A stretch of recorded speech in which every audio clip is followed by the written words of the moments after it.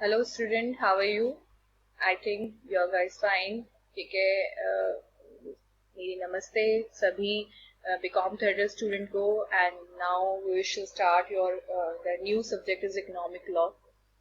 वैसे तो आप लोग बीकॉम थर्ड ईयर में अगर आए हैं तो आप पहली बार ही आए हैं और आप लोगों को पता ही है कि क्या कहते हैं, आपके लिए ये सब्जेक्ट नया, क्या आपके लिए तो सारे सब्जेक्ट नए हैं। ठीक है, बट ये जो इकोनॉमिक लॉ है ये फर्स्ट टाइम आपका इंट्रोड्यूस किया गया है बीकॉम थर्ड ईयर में, पहले नहीं था ये। ठीक है, तो चलिए स्टार्ट करते हैं। लास्ट क्लास में हम लोगों ने जो सेबी है उसके रेगुलेटरी और डेवलपमेंटल फंक्शन के बारे में थोड़ा एक ब्रीफ रिव्यू लिया था। ठीक है, now we shall discuss about that कि आपका रेगुलेटरी फंक्शन व्हाट इज।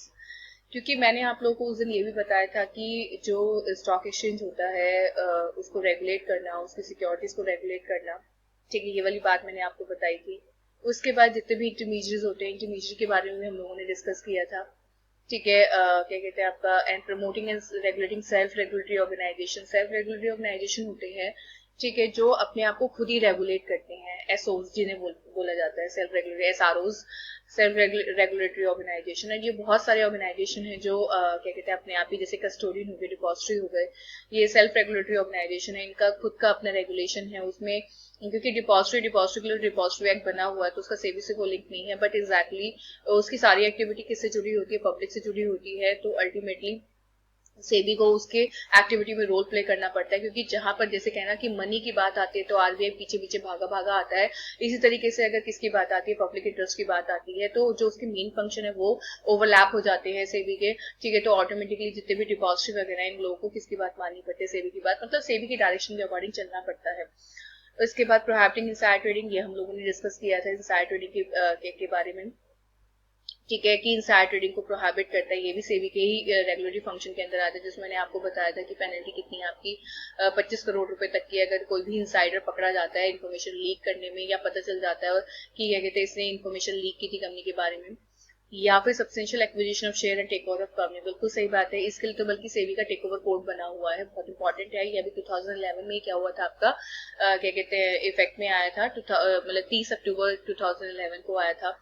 ठीक है, क्योंकि देखिए सीधी सी बात है, जब किसी भी लिस्टेड कंपनी को टेक ओवर किया जाता है, टेक ओवर करने वाली कंपनी कोई भी हो सकती है, बट जो जिसको किया जा रहा है अगर वो लिस्टेड है तो अल्टीमेटली सेबी बोलता है कि एग्जैक्टली भी तुम्हें मेरे रूल्स रेगुलेशन के अकॉर्डिंग क्या करना पड़ेगा, टेक ओवर करना पड़ेगा। क्योंकि अगर वो लिस्टेड है तो अल्टीमेटली बहुत सारे जो इन्वेस्टर्स हैं उनका राइट क्या होता है, अफेक्ट होता है। तो बिना मेरी किसके रेगुलेशन के आप क्या नहीं कर सकते हैं, टेक ओवर नहीं कर सकते हैं। लिविंग फीस और other charges for carrying out the purpose of this section. ठीक है, और बहुत सारी फीस वगैरह है जो कि एप्लीकेबल होती है। इसके अलावा है आपका मेरे बच्चों प्रमोशन ऑफ इन्वेस्टर एजुकेशन। बिल्कुल, बल्कि इन्वेस्टर को एजुकेट करने के लिए एक आईपीएफ अकाउंट बना हुआ है, इन्वेस्टर एजुकेशन प्रोटेक्शन फंड बना हुआ है। इनफैक्ट सेबी बहुत सारे तरीके के क्या निकालता रहता है, क्या कहते हैं कैंपेन्स निकालते रहते हैं जिसके थ्रू वो जो इन्वेस्टर्स है उनको एजुकेट करता है। क्योंकि बेसिकली जो सेबी का पर्पस है वो इन्वेस्टर को प्रोटेक्ट करना है। तो इन्वेस्टर को प्रोटेक्ट करने के लिए ये तो है नहीं कि वो वन बाय वन करके इन्वेस्टर को प्रोटेक्ट करेगा। उसके लिए अगर वो उन लोगों को क्या कहते हैं एजुकेट कर दे, तो एजुकेट होने से वो अल्टीमेटली क्या हो सकते हैं, अपने आप को खुद ही प्रोटेक्ट कर सकते हैं। कहते हैं ना कि अगर बच्चे को अपने आप को खुद प्रोटेक्ट करना सिखा दो तो अल्टीमेटली आपकी जो जिम्मेदारी है वो आधी हो जाती है। इसी तरीके से अगर इन्वेस्टर को एजुकेट किया जाए, उसको अवेयर किया जाए कि ये चीज ठीक होती है, ये चीज ऐसी होती है, इस चीज को ऐसे किया जाता है, कि कल अगर कोई भी वो किसी के पास भी जाए और कोई भी उसे कोई भी बात बोले तो वो उसको प्रोटेस्ट कर पाए एग्जैक्टली कि नहीं भाई ये बात तो ऐसे नहीं और ऐसे है। तो इसी तरीके से ठीक है, प्रमोट जो एजुकेशन होती है प्रमोट इन्वेस्टर्स को वो उसको प्रमोट किया जाता है सेबी के थ्रू। मतलब इतने सारे, अब जैसे आपने इसका मैं बिल्कुल लाइव एग्जांपल आप लोगों को दे देती हूँ कि आपने म्यूचुअल फंड का ऐड देखा होगा, कई सारे म्यूचुअल फंड के ऐड टीवी में आते रहते हैं, जिसमें कोई बेबी का आता है कि वो बेबी बच्चे क्या कहते हैं शादी को देख के खुश हो रहा होता है, तो उसमें उसका फादर बोलता है कि क्या कहते हैं तेरी भी शादी ऐसे होगी, तो वो कहता है हाँ तो तू करना ना। उसके बराबर में उसका दोस्त बैठा हुआ होता है कि हाँ तो तू करना ना। कहता है कैसे करूंगा। ठीक है, कि तो वो कहता है कि ठीक है तू म्यूचुअल फंड में इन्वेस्ट कर। ठीक है, तो वो कहता है कि म्यूचुअल फंड में इन्वेस्ट करने से वहां तो बहुत स्लो क्या होती है, रिटर्न होती है। ठीक है, तो वो बोलता है कि तो कौन सा तूने शादी भी अपने बच्चे की आज करनी है, तेरा बच्चा आज 1 साल का है, तेरे बच्चे की शादी भी 20-25 साल बाद जाके होगी।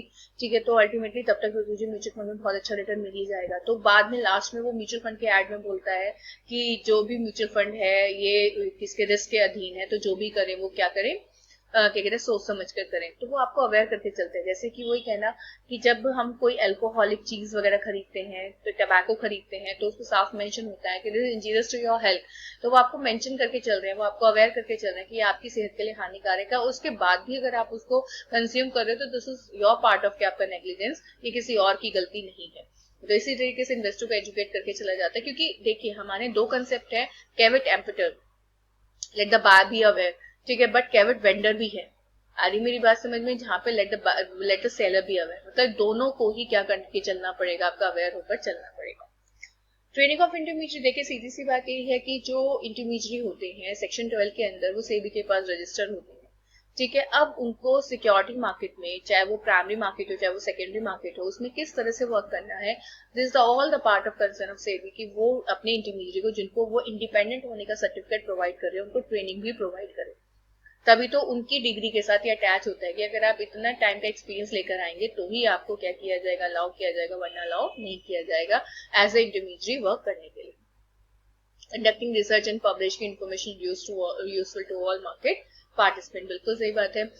अब देखिए सीधी सी बात है कि जो सेबी है वो लगातार बाजार पे ना एक वॉचमैन की तरह नजर रखता है। वो क्यों करता है, क्योंकि वो रिसर्च करता रहता है, ठीक है, जिससे अल्टीमेटली वो इन्फॉर्मेशन पब्लिश कर सके। जो जितने भी मार्केट के पार्टिसिपेंट्स हैं, पार्टिसिपेंट में जितने इंटरमीडिएट भी आ सकते हैं, आपके इन्वेस्टर्स भी आ सकते हैं, मतलब जो मार्केट में रोल प्ले करते हैं वो सब आ सकते हैं, जो उनके लिए क्या होगी, यूजफुल होगी। And the promotion of fair practice, बिल्कुल सही बात है, क्योंकि हमारी कंट्री के अंदर जब से आपका कॉम्पिटिशन एक्ट बना है तभी से प्रमोट किया जाता है फेयर प्रैक्टिस को, कि किसी भी इन्वेस्टर के साथ जरा सा भी के फेर बदल ना हो, या उसके साथ कोई भी ऐसी एक्टिविटी ना हो जिससे अल्टीमेटली कल उसके जो इंटरेस्ट है उसका वो अफेक्ट हो।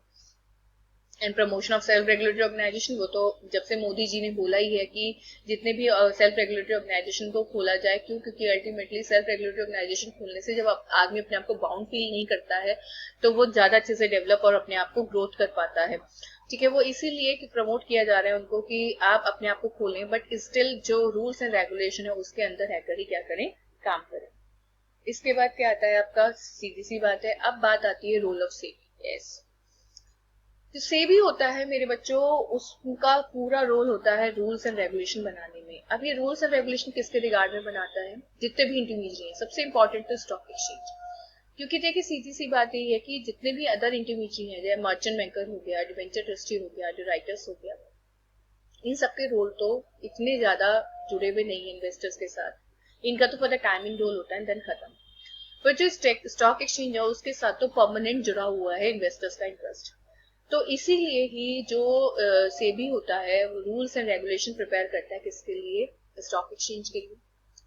स्टॉक एक्सचेंज के रूल्स प्रिपेयर करने की ये पावर तो है कि अल्टीमेटली कल अगर कोई भी प्रॉब्लम सेबी को नजर आती है तो वो रूल्स भी बनाता है और वो उनको इम्प्लीमेंट करने के लिए भी बोलता है स्टॉक एक्सचेंज को। अगर वो इम्प्लीमेंट नहीं करते हैं तो 2 महीने बाद ऑटोमेटिकली इम्प्लीमेंट हो जाता है, क्योंकि सेबी जैसे ही रूल बनाता है वो रूल बनाता है सीजी के कहने पर, और सीजी ने वो रूल बनाए हुए होते हैं बोथ हाउसेज ऑफ पार्लियामेंट से क्या कर परमिशन लेकर, ठीक है। तो पहले सीजी बनाता है, सीजी वो सेबी को देता है, एंड सेबी क्या कहते हैं किसके ऊपर इंप्लीमेंट करने के लिए कहता है, स्टॉक एक्सचेंज।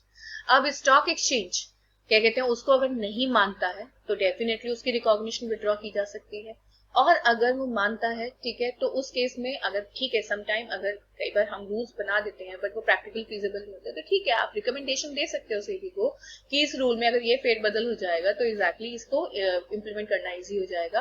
तो this is your part of concern कि आप सेबी को इस बात पर सलाह दें, क्योंकि अगर आप सेबी को इस बात पर सलाह नहीं देंगे तो अल्टीमेटली उसे कैसे पता चलेगा कि आप उसके रूल, उसके बनाए हुए रूल पर क्या है इंटरेस्टेड है। क्योंकि अल्टीमेटली गुस्से में आके तो वो 2 महीने के बाद अपने ऑफिशियल गजेट के अंदर डालकर, क्योंकि अगर सीजी कोई रूल बनाता है तो वो गजेट ऑफ इंडिया में डालकर उसको वैसे ही पब्लिश कर देता है, और उसमें फिर जो अथॉरिटी है उसके रूल्स एंड रेगुलेशन कुछ भी लिखा हुआ वो सब क्या हो जाते हैं, फिनिश हो जाते हैं, और जो बनाए हुए रूल होते हैं अथॉरिटी के, बड़ी अथॉरिटी के, मतलब सेबी वगैरह सीजी के, वो क्या हो जाते हैं, इम्प्लीमेंट हो जाते हैं।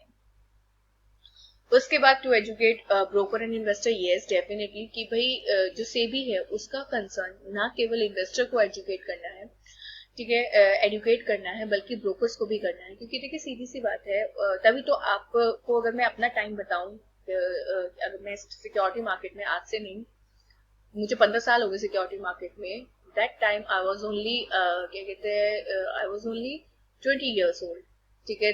That time I started doing the job in stock market. ठीक है.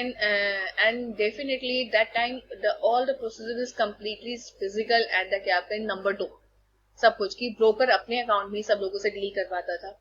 ठीक है. और ट्रेडिंग अकाउंट खोलने की किसी को जरूरत नहीं पड़ती थी. But the time has been change and the system is very transparent, has been very transparent. ठीक है. Will become the transparent. तो ऑटोमेटिकली ब्रोकर की जिम्मेदारी बनती है कि वो किसी भी इन्वेस्टर को काम अननेसेसरी ना करवाए. उसकी जिम्मेदारी बनती है कि वो सिस्टम को, वो जितने भी इन्वेस्टर उसके पास आते हैं पहले उनका ट्रेडिंग अकाउंट खुलवाए. ट्रेडिंग अकाउंट खुलवाने के बाद अगर कोई भी ट्रांजेक्शन करनी हो तो डायरेक्टली वो किस पे जाए, क्या कहते हैं, इन्वेस्टर के ट्रेडिंग अकाउंट के अंदर जाए. इससे दो बातें होंगी. एक तो ब्रोकर पूरी तरीके से क्लीन चिट रहेगा, और दूसरा अगर कोई भी इन्वेस्टर ट्रेडिंग अकाउंट खोलता है, ठीक है, तो उसकी पूरी जानकारी इनकम टैक्स अथॉरिटी को रहेगी. क्योंकि पहले क्या होता था, लोग शेयर्स में कमाते थे बट उसके ऊपर टैक्स पे नहीं करते थे. ठीक है. तो इनकम टैक्स अथॉरिटी ने इस चीज को कंपल्सरी इंप्लीमेंट किया कि अगर आप कमाओगे शेयर मार्केट में तो यू हैव टू पे टैक्स ऑन द क्या आपका योर इनकम. ठीक है. और वो उसको आपको लॉन्ग टर्म गेन के रूप में या शॉर्ट टर्म गेन के रूप में क्या करना पड़ेगा, पे करना पड़ेगा. क्योंकि टैक्स पढ़ेंगे तो आपको ये चीज समझ में. चलिए इसी के साथ ही हम अपनी क्लास खत्म करते हैं और हम दूसरी क्लास में डेफिनेटली जल्दी मिलेंगे. ठीक है. Okay, bye guys, take